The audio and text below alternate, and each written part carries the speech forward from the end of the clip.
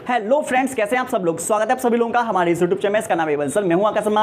एक बार फिर आप लोगों के लिए एक नई वीडियो के साथ आया हूं और आज की वीडियो काफ़ी इंपॉर्टेंट होने वाली है, क्योंकि आज मैं आप लोगों को एक ऐसा तरीका बताने वाला हूं इस वीडियो के माध्यम से कि जिस तरीके को अप्लाई करके आप नीट एग्जाम को आराम से क्रैक कर सकते हैं। और आप लोगों को बता दें, बड़े आराम से क्रैक कर पाएंगे। बहुत सारे बच्चे ऐसे होते हैं जो 2 साल 3 साल 4 साल तक तैयारी करते हैं, लेकिन अगर वो कुछ बातों का ध्यान रखें तो फर्स्ट अटेम्प्ट में वो क्लियर कर सकते हैं। तो आज की वीडियो में वो सभी बातें बताई जाएंगी जो आप लोगों को फर्स्ट अटेम्प्ट में नीट क्लियर करने के लिए हेल्प करने वाली हैं। ठीक है, तो अगर आप लोगों को हमारी वीडियो पसंद आए तो वीडियो को लाइक से सब्सक्राइब जरूर कर देना। चलते हैं अपनी वीडियो की तरफ, जिसमें कि सबसे पहले नंबर का पॉइंट है वीक सब्जेक्ट को स्ट्रॉन्ग करना। देखो, हमारा नीट एग्जाम है और नीट एग्जाम ऐसा है जो पूरा कॉन्सेप्ट पर काम करता है, ना कि रट्टाफिकेशन पर। और आप लोगों को बता दें कि अगर मान लीजिए कोई आपका वीक सब्जेक्ट है या वीक अगर आपका कोई टॉपिक है, तो एग्जाम में तो हर एक चैप्टर से क्वेश्चंस आने वाले हैं। अगर आप लोगों का कोई सब्जेक्ट या कोई टॉपिक या कोई चैप्टर अगर वीक रह जाता है तो उस चैप्टर से संबंधित, उस टॉपिक से संबंधित आपका क्वेश्चन छूट जाएगा। और आपको पता होगा कि एक क्वेश्चन आप लोगों का 4 नंबर का है। अगर बाई चांस आपको 4 नंबर नहीं मिलते, अगर बाई चांस आपने उसमें तुक्का मारने की कोशिश भी की, बाई चांस गलत चला गया, तो 1 नंबर आपका फिर भी गलत करवा देगा। वो नेगेटिव मार्केटिंग है ना, मतलब नेगेटिव मार्किंग होती है इस एग्जाम में। तो इस तरीके से हम आप लोगों को बता दें, सबसे पहला काम करना है कि अगर आप लोगों का कोई भी सब्जेक्ट वीक है तो उसको थोड़ा और एक्स्ट्रा समय दो, उसके एक्स्ट्रा क्वेश्चंस लगाइए, उसकी यूट्यूब पर वीडियोस देख लीजिए, एक्स्ट्रा थोड़ी सी साइड बुक में ले लीजिए। लेकिन जो आपका टॉपिक, जो सब्जेक्ट आपका कोई वीक है, तो उसे स्ट्रॉन्ग आप जरूर बना लीजिए। पहला पॉइंट आई थिंक क्लियर हो चुका होगा। दूसरे नंबर का है सिलेबस को समझना। आप लोगों को बता दें, किसी भी एग्जाम की अगर हम प्रिपरेशन करते हैं तो पहले हमें यह पता होना चाहिए कि आखिरकार क्या पढ़ना है और कैसे पढ़ना है और कितना पढ़ना है, यह हमको पता होना चाहिए। जिसमें कि हम बता दें कि अगर आप 2024 में 25 में पेपर देने वाले हो, तो आप लोगों को बता दें, आपको ओल्ड एनसीईआरटी से ही अभी आप लोगों को अपनी प्रिपरेशन करनी है। उसके साथ साथ में एनसीईआरटी की बुक को कम से कम कोशिश करना कि एग्जाम से पहले मिनिमम से मिनिमम 3 बार और मैक्सिमम 5 बार तक आप लोगों की वो हो सके। पहली बार आप क्या काम करो, बड़े आराम से उसको बस ऐसे पढ़ लीजिए। दूसरी बार में थोड़ा सा और समय लीजिए, गहन अध्ययन करिए। धीरे धीरे क्या करना है, उसके एक एक लाइन को समझना है, एक एक कॉन्सेप्ट को आप लोगों को समझना है। डायग्राम्स जितने भी एनसीईआरटी में दे रखे हैं, एनसीईआरटी के डायग्राम भी पूछे जाते हैं, एनसीईआरटी के डायग्राम को भी देखिए और उसको समझने की कोशिश कीजिए।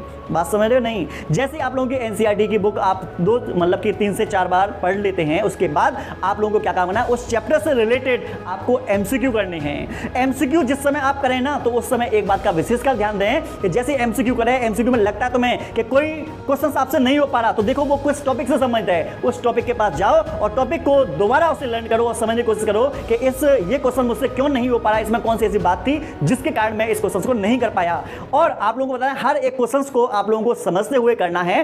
थोड़ा सा समय शुरुआत में ज्यादा लगा लेना। जितना समय क्वेश्चंस को सोल्व करने में लगाएं, उतना ही क्वेश्चंस को एनालिसिस करने के लिए आप लोगों को समय देना होगा। ठीक है, तो इस तरीके से आपको एनसीईआरटी पढ़नी है, प्लस आपको चैप्टर वाइज एमसीक्यू करने हैं। तीसरे नंबर का है डेली स्टडी करना। आप लोगों को बता दें, मान लिया हमने कि आप नीट की तैयारी कर रहे हो। हमने मान लिया कि एक दिन आप लोगों ने 10 घंटे की तैयारी कर ली, दूसरे दिन आप लोगों ने 4 घंटे पढ़ा, अगले दिन आपने 6 घंटे पढ़ा, अगले दिन हमने 2 घंटे पढ़ा, और उसके अगले दिन आप लोगों ने क्या काम किया, बर्थडे पार्टी में चले गए या मान लो मौज मस्ती करने में लग गए। यकीन मानिए, नीट एग्जाम तो छोड़ो, एमबीबीएस तो नहीं मिलने वाली। आप लोगों के आ जाएंगे 200-250 नंबर आ जाएंगे। लेकिन अगर आप लोग चाहते हो कि हमें 700 प्लस 650 प्लस अगर नंबर लेकर आना चाहते हो, तो आप लोगों को क्या काम करना पड़ेगा, डेली स्टडी करनी पड़ेगी। और डेली स्टडी चाहे कुछ भी हो जाए, आपको करनी है, मतलब करनी है। बर्थडे पार्टी छोड़ दीजिए, शादी विवाह अगर कोई खास है तो जाओ, नहीं तो अटेंड करना बंद करो। यारी दोस्ती में घूमना बंद कर दो। एक्स्ट्रा फालतू में मोबाइल्स की रील्स देखना, मोबाइल्स में गेम्स वगैरह खेलना बंद कर दो। मोबाइल में जैसे मोबाइल में कुछ उल्टी सी चीज़ों को वगैरह देखते हैं, उनको भी आप बंद कर दें, जिससे कि माइंड जो है इसमें कचरा ना भरे। आपको पूरा का पूरा शेड्यूल बनाकर चलना है, पूरा का पूरा टाइम मैनेजमेंट बनाकर चलना है। डेली स्टडी किस तरीके से करनी है, कितना घंटा हम लोगों को पढ़ना है। आप लोगों को बता दें, मिनिमम से मिनिमम आप लोगों को 8 से लेकर 10 घंटे तो आपको नीट एग्जाम के लिए देना ही पड़ेगा। और आप लोगों को बता दें, हर सब्जेक्ट को कम से कम आपको 3 घंटे देने ही देने हैं। उसके साथ साथ में आप लोगों को क्या काम करना है, रिवीजन के लिए भी समय निकालना है। पढ़ तो तुमने लिया, अगर आप लोगों ने रिवीजन नहीं किया, नोट्स नहीं बनाए, अगर आपने शॉर्ट नोट्स नहीं बनाए, तो आपको एग्जाम के समय इन सभी चीजों को कवर करने में बहुत बड़ी प्रॉब्लम्स आने वाली है। तो डेली स्टडी करना है, नोट्स बनाने हैं, शॉर्ट नोट्स बनाने हैं, और प्लस डिस्ट्रैक्शन को अपने से दूर रखना है। आई थिंक तीसरा पॉइंट भी क्लियर होगा। चौथे नंबर का पॉइंट है, और जो कि टॉपर्स लोग जो होते हैं इसको सबसे ज्यादा उपयोग करते हैं, और वीक बच्चे तो इससे दूर भागने की कोशिश करते हैं। वो पता क्या है, वो है डाउट क्लियर करना। टॉपर्स डाउट क्लियर करते हैं, लेकिन जो एवरेज बच्चे होते हैं, लूजर बच्चे होते हैं, पहली बात तो वो पढ़ते ही नहीं।